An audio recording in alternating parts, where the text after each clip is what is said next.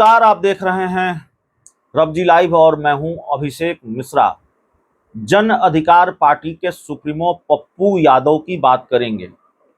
पप्पू यादव की मुश्किल बढ़ गई है। पप्पू यादव बुरे फंसे हैं। हालांकि पप्पू यादव की राजनीतिक मुश्किलें भी इन दिनों कम बढ़ी हुई नहीं हैं।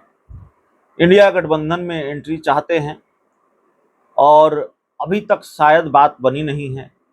अगर बात बन गई होती तो आधिकारिक तौर पर कुछ ऐलान हो गया होता, या हो सकता है देर सवेर बात उनकी बन जाए। पूर्णिया लोकसभा सीट से वो चुनाव लड़ेंगे, ये बात तय है। पूर्णिया में उन्होंने अपनी ताकत भी दिखाई है।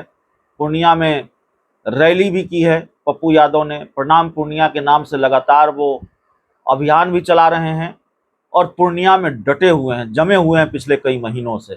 तो पूर्णिया से उनका लोकसभा चुनाव लड़ना तय माना जा रहा है। लेकिन लोकसभा चुनाव लड़ने से पहले वो मुश्किल में पड़ गए हैं, बुरे फंस गए हैं। और मामला क्या है? मामला आचार संहिता के उल्लंघन का मामला है। आप जानते हैं देश में चुनाव की तारीखों का ऐलान हो गया है और देश में चुनाव की तारीखों का ऐलान होने के साथ ही पूरे देश भर में आचार संहिता भी लागू हो गई है। यही नियम है कि जब चुनाव की तारीखों का ऐलान हो जाता है उसी वक्त से आचार संहिता भी देश में लागू हो जाती है। तो आचार संहिता लागू हो गई है और जब आचार संहिता लागू हो जाती है तो फिर कई तरह के नियम कायदे होते हैं, कई तरह के प्रतिबंध होते हैं, पाबंदियां होती हैं राजनीतिक दलों के लिए, उनके नेताओं के लिए। और निर्वाचन आयोग के आदेश निर्देश के अनुसार फिर राजनीतिक दलों को काम करना पड़ता है, जो नियम कानून है। लेकिन अगर आचार संहिता का उल्लंघन किया तो फिर कार्रवाई भी होती है। पप्पू यादव के साथ यही मामला है। आचार संहिता के उल्लंघन का मामला उनके खिलाफ दर्ज कराया गया है और पप्पू यादव इसी में फंसते हुए नजर आ रहे हैं। दरअसल चुनावी पोस्टर लगाकर जनसभा करने का आरोप है पप्पू यादव पर और कस्बा थाने में केस दर्ज कराया गया है। ये एक जानकारी निकल कर आ रही है।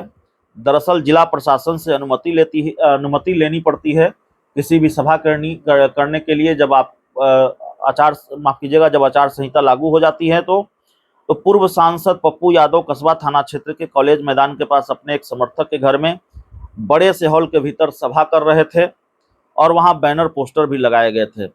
बिना अनुमति के सभा करने की जानकारी जिला प्रशासन को मिल गई, जिसके बाद डीएम सह जिला निर्वाची पदाधिकारी कुंदन कुमार के निर्देश पर एक विशेष टीम का गठन किया गया। इस टीम में वीडियो सह प्रखंड निर्वाची पदाधिकारी अरुण कुमार, सरदार नगर परिषद कस्बा के कार्यपालक पदाधिकारी सह निर्वाची पदाधिकारी अमित कुमार, सीओ रीता कुमारी शामिल रहीं और फिर ये कार्रवाई पूरी तरह से हुई है और पप्पू यादव पर आचार संहिता के उल्लंघन का मामला दर्ज हो गया है। बहुत बहुत धन्यवाद।